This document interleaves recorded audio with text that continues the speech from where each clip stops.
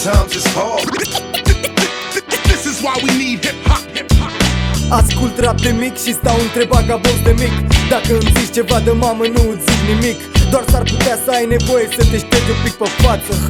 Combinația pe viață cu trebere cu verdeață. Pot să o analizez senzorial, secret comportamental fundamental.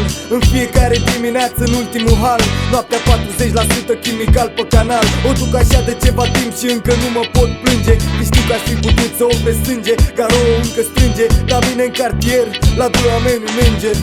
Deci păzește-te cum poți, cu troleul 3 stații. În stații hoți, de la troleu la blocul meu încă puțin dacă mai poți.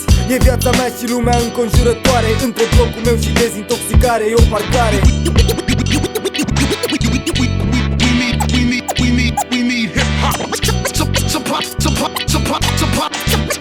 It's impossible to escape. Sunt născut în periferie, nu-s crescut cu gie, sunt crescut între cartiere. Și-am învățat câte ceva în fiecare dintre ele. Ești băiat de treabă, stăm de vorbă. Dacă ai, bem, fumăm. Dacă n-ai, sigur combinăm ceva de o ciorbă. Dar dacă o arzi aiurea o noapte întreagă, a doua zi te trezești cu vreo 4-5 băieți într-o mașină neagră. Ascult rap de mic și trăiesc așa din clasa 5-a. De la băieții cu care obișnuiam să încing mingea, acum la fata aia care stătea în genunchi și lingea. Și-mi place așa cum sunt.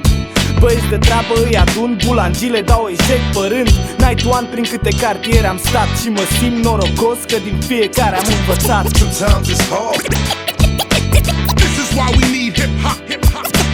Sometimes I get tempted to make a run for it. It's impossible to escape. Sometimes it's hard. This is why we need hip-hop.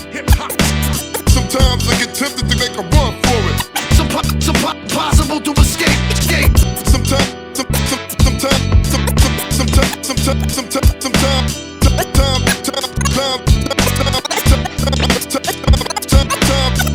Sometimes it's impossible to escape. Sometimes it's impossible to escape. Sometimes it's impossible to escape. Sometimes it's impossible to escape. Sometimes it's hard.